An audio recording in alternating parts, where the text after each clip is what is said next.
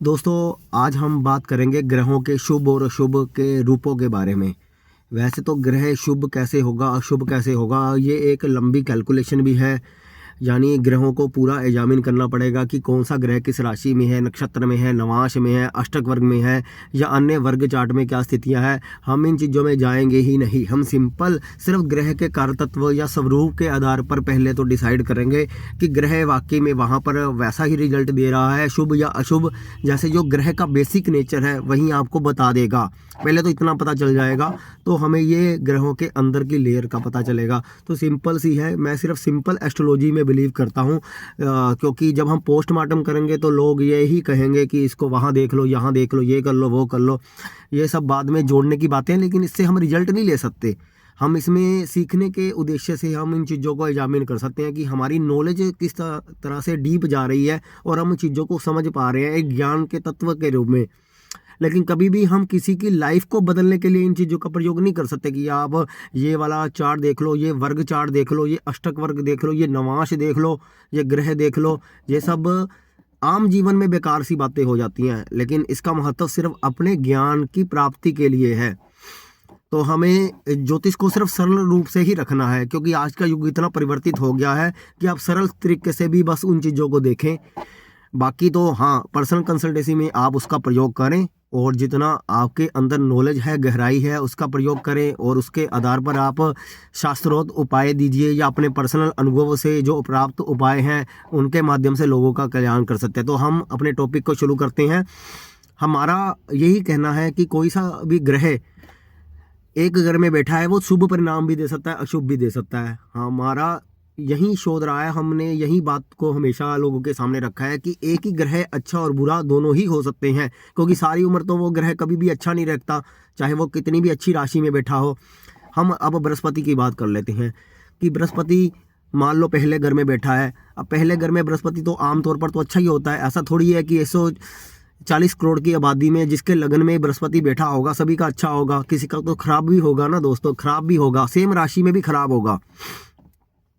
तो जहाँ पर हर इंसान के कर्मों के हिसाब से वो बृहस्पति अपनी एनर्जी उठाएगा, वैसे ही उसके परिवार, वैसे ही देश काल परिस्थितियों में जन्म होगा, वैसे ही उसको वो खानदान में उसका जन्म होगा, वैसे ही उसके आसपास के पड़ोसी होंगे, मित्र यार होंगे, वैसा ही होगा। वो सारा कुछ स्वरूप पहले से ही लिखा गया है। तो आपका बृहस्पति अच्छा है या नहीं आपको खुद ही पहचानना है। तो इसके लिए क्या करना होगा कि बृहस्पति अगर पहले घर में है तो जो अच्छा बृहस्पति होगा वो हमेशा ही दूसरों को ज्ञान देने के लिए हमेशा ही आगे रहेगा, यानी अपने ज्ञान से दूसरों की लाइफ को बदलने का हुनर रखता होगा। लेकिन अगर वहीं बृहस्पति खराब होगा पहले घर में, ऐसा इंसान कभी भी किसी को ज्ञान देना ही नहीं चाहेगा, यानी वो हमेशा ही लोगों को मतलब व्यंग करेगा या ज्ञान का उपहास करेगा या दूसरों की बातों में कटाक्ष करेगा। तो ऐसा जो बृहस्पति है अशुभ है। सीधी सिंपल लॉजिक की बात है कि पहला जो बृहस्पति होगा वो एक नंबर वाला, यानी पहले घर में अगर बृहस्पति है तो वो विनम्र होगा, एडवाइस करेगा, और जब कोई एडवाइस मांगेगा तो वो बताएगा कि ये कार्य आपके लिए ठीक है, और बिना मांगे राय भी नहीं देगा। लेकिन जिसका बृहस्पति खराब होगा बिना मांगे उल्ट पटांग राय देगा, या तो अपनी राय से लोगों को नीचा दिखाने की कोशिश करेगा कि मैं ही सर्वश्रेष्ठ हूँ, आप मेरे से नीचे हो, मैं सुपीरियर हूँ, आप नीचे हो। तो ये यहाँ पर पता चल गया कि आपको बृहस्पति अच्छा कैसे है, यानी शुभ कैसे है, अशुभ कैसे है। ऐसे ही बृहस्पति दूसरे घर में है क्योंकि गुरु सात्विक है। अगर ऐसा इंसान सात्विक भोजन करता है, सात्विक वाणी बोलता है तो शुभ है। यानी अगर वो नॉन वेज, शराब, ऐसी चीज़ों का प्रयोग कर रहा है तो वहाँ पर गुरु उसका अशुभ है, क्योंकि गुरु के ओपोजिट हम काम कर रहे हैं जहाँ पे वो बैठा है। यानी सात्विक है ग्रह, और सात्विक चीज़ों को अगर हम ग्रहण कर रहे हैं तो गुरु शुभ है। और अगर हम बहन माँ की गालियाँ निकाल रहे हैं या गलत बोल रहे हैं, हमेशा दूसरों को अपनी वाणी से हट कर रहे हैं, वहाँ पे बृहस्पति खराब है। इसका मतलब है कि वहाँ पर आपको बृहस्पति सेकंड हाउस का प्रभाव मिल ही नहीं रहा। तो आपको सीधा समझना है, यहाँ पर आपको शुभ अशुभ पता चल गया। तीसरे घर में बृहस्पति है तो ऐसे जो इंसान है अपने आसपास के लोगों से हमेशा ही बनाकर रखेंगे, एक पारिवारिक माहौल बना कर रखेंगे, पड़ोसियों के साथ भी उसके पारिवारिक संबंध होंगे।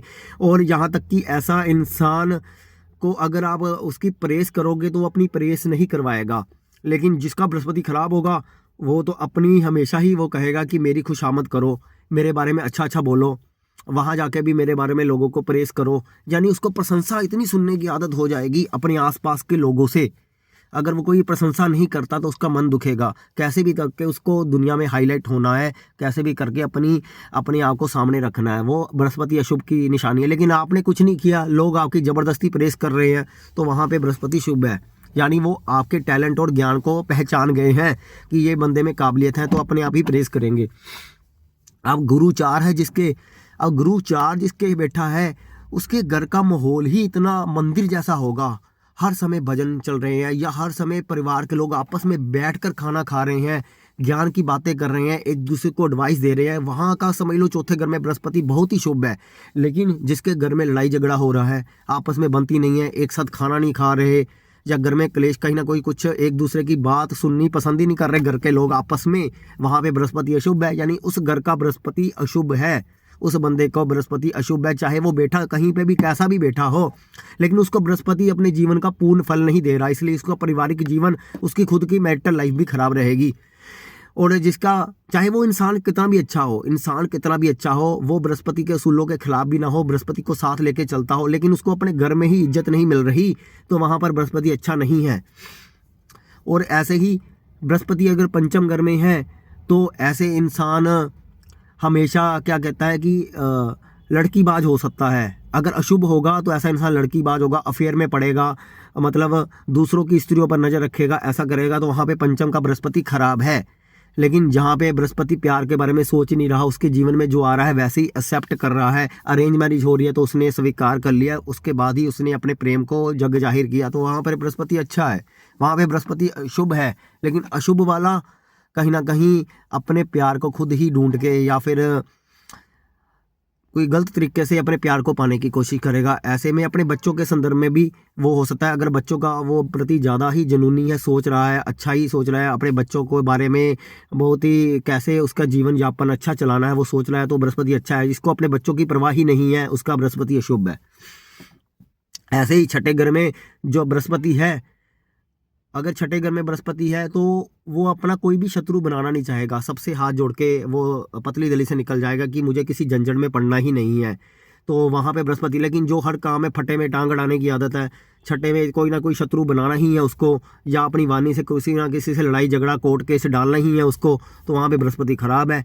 ऐसे ही बृहस्पति 6 वालों को कोई ना कोई बृहस्पति की बीमारियां अगर हो जाती हैं, तो पैनक्रियाज में दिक्कत, छोटी आंत में दिक्कत, शुगर की बीमारी या लीवर की दिक्कत, तो वहाँ पे भी बृहस्पति आप खराब समझिए। और जिसका ऐसी कोई दिक्कत नहीं है, उसका पाचन तंत्र मजबूत है, वहाँ पे बृहस्पति को अच्छा समझिए।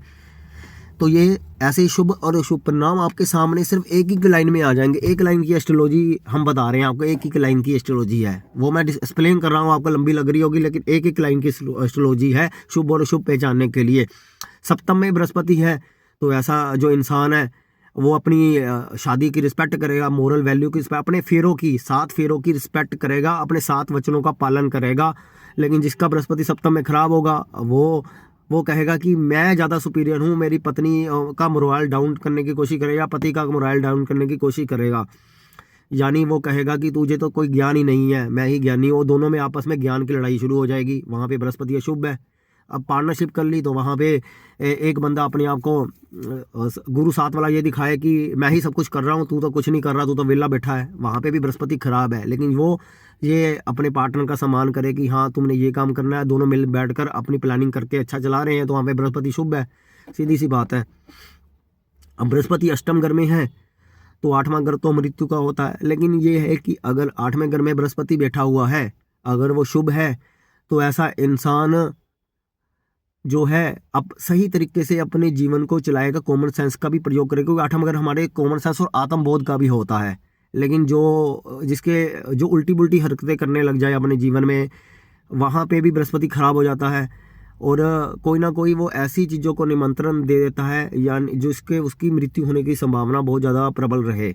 तो अष्टम घर का जो बृहस्पति अगर खराब होगा, तो ऐसे इंसान की मृत्यु भी जल्दी हो सकती है। जिसकी जीवन लंबा है वो तो आपको बाद में ही पता चलेगा, वहाँ पे शुभ है। लेकिन 8वें घर का बृहस्पति अगर आपकी हेल्थ को निरोगी रख रहा है, क्योंकि आजू का बाब भी हेल्थ को निरोगी रख रहा है, आपको कोई खास बीमारियां नहीं है, तो बृहस्पति अच्छा है। लेकिन बृहस्पति अष्टम में अगर आप सारा दिन ही अपने शरीर की पीड़ाओं से गुजर रहे हो तो वहाँ पे बृहस्पति अशुभ है। तो वहाँ पे भी आपको सेकंड हाउस के रिजल्ट को साथ में इंटीग्रेट करना पड़ेगा कि अपने खान पान और अपनी बोलबानी का यहाँ पर ध्यान रखना पड़ेगा, कि 8वें घर में भी ऐसा इंसान अपनी बोलबानी और खान पान से अपने अष्टम घर को न्योता दे देता है। 9th हाउस में बृहस्पति अच्छा है, अपने बड़े बुजुर्ग, अपने पिता और दादा, अपने खानदान कुल पुरोहित का सम्मान करता है, तो समझ लो बृहस्पति अच्छा है। और जिसको पता ही नहीं है अपने माता पिता के बारे, मतलब पिता और दादा दादी के प्रति कोई आदर नहीं है, अपने गुरुओं का कोई सम्मान नहीं है, गुरुओं की निंदा, वो कभी भी टीवी पर आ रहे गुरुओं की भी निंदा करता रहता है, तो बृहस्पति खराब है। तो सीधा सी बात है कि जहाँ पे भी उसको कोई भी संत दिख जाता है तो उसका वो चरण स्पर्श करके दंडवत प्रणाम कर रहा है, तो वहाँ पे बृहस्पति अच्छा है। और 10th हाउस में बृहस्पति, दोस्तों जब 10th हाउस में बृहस्पति शुभ होगा तो कभी भी जहाँ पे भी वो काम कर्म क्षेत्र कर रहा है ऐसे इंसान को आसानी से प्रमोशन वगैरह मिल रहे हैं, तो बृहस्पति अच्छा है। अपने बॉस के साथ बन रही है, बहुत ही अच्छा व्यवहार है उनके प्रति, आदर का, और अपने रिस्पेक्ट कर रहा है। अगर वो नौकरी कर रहा है तो अपने बॉस की रिस्पेक्ट कर रहा है कि हाँ ये बंदा बहुत अच्छा है, लेकिन सारा दिन वो उसको गाली निकाल रहा है कि घटिया है बॉस, घटिया है ये, घटिया है हमारा वर्क का स्थान, एटमोस्फेयर खराब है, चाहे जैसा भी मेरा है, कोई ना कोई कमी निकाल रहा है, तो वहाँ पे बृहस्पति खराब है। और ऐसे ही घर में बृहस्पति है तो अगर वो शुभ है तो हमेशा ही बड़े भाई बहनों से उसके जो संबंध अच्छे रहेंगे, हमेशा उनको आगे रखेगा, हर फंक्शन, हर पार्टी में, हर यार दोस्त मित्र हैं उनको आगे आगे करेगा, इज्जत मान पूरी देगा, तो वो बृहस्पति अच्छा है। लेकिन नहीं, अगर वो किसी को सम्मान नहीं दे रहा, बुला नहीं रहा, वो आए या ना आए कोई फ़र्क नहीं पड़ रहा, घंटा फ़र्क नहीं पड़ता, कोई आए ना आए, मैं अकेला ही सब कुछ कर लूँगा, तो अपनी महत्वाकांक्षा के लिए वो हर तरह से जुगाड़ ले लेता है, वहाँ पे बृहस्पति उसका खराब है। 12वें घर का जो बृहस्पति है, पहले तो उसको हॉस्पिटलाइजेशन होने नहीं देगा इतनी आसानी से, वो उसके खर्चे भी फालतू के होने नहीं देगा, हमेशा अच्छे कार्यों में अगर खर्चे हो रहे हैं, उसके अच्छे कार्यों में, चैरिटी में खर्चे हो रहे हैं, और किसी मंदिर में, किसी शुभ निर्माण में खर्च कर रहा है, तो बृहस्पति अच्छा है। लेकिन उसके सारे खर्चे हॉस्पिटल में हो रहे हैं, कोर्ट केस में हो रहे हैं, दूसरी चीज़ों में हो रहे हैं, जिसका कोई तुक नहीं बनता, फालतू का व्यर्थ हो रहा है, तो वहाँ पे बृहस्पति अशुभ है। तो सिंपल सा लॉजिक, बाकी और वो चीज़ें जो घरों से रिलेट कर दिया आप उनको खुद ही जोड़ सकते हैं, लेकिन मैंने आपको जो मेन पॉइंट थे उसको बताने की कोशिश की है। ऐसे हमने बृहस्पति को 1 से 12 भावों में शुभ और अशुभ कर्म जो है कंप्लीट कर दिया, आप इसको देख सकते हैं, इसमें बहुत सारी चीज़ें हैं। बाकी जिनको ये वीडियो से इत्तेफाक नहीं रखते वो भी कमेंट कर सकते हैं, क्योंकि सबकी हम जो मंशा है पूर्ण नहीं कर सकते, कोई ना कोई इस वीडियो के ना भी इत्तेफाकी भी रख सकता है कि ये बातें सही नहीं है। अगर आपको सही लगती हैं, क्योंकि हमने जेन्युइन और सिंपल एस्ट्रोलॉजी की बातें की हैं, शुभ और अशुभ पहचानने की, यही है, ग्रह यही बताते हैं, इससे ज़्यादा कुछ नहीं है ना। इसलिए लगन में बैठा बृहस्पति 1.25 लाख दोष तभी दूर करेगा जब आप खुद ही दोष रहित होंगे, या खुद ही दोष से भरे हुए हैं, तो बृहस्पति कहाँ से आपके दोष दूर करेगा, क्योंकि बृहस्पति तो आप खुद हो, जीव। इसलिए जीव को खुद ही सोचना है कि उसको लोगों के दुख कैसे दूर करने हैं, तभी 1.25 लाख दोष उसके दूर होंगे।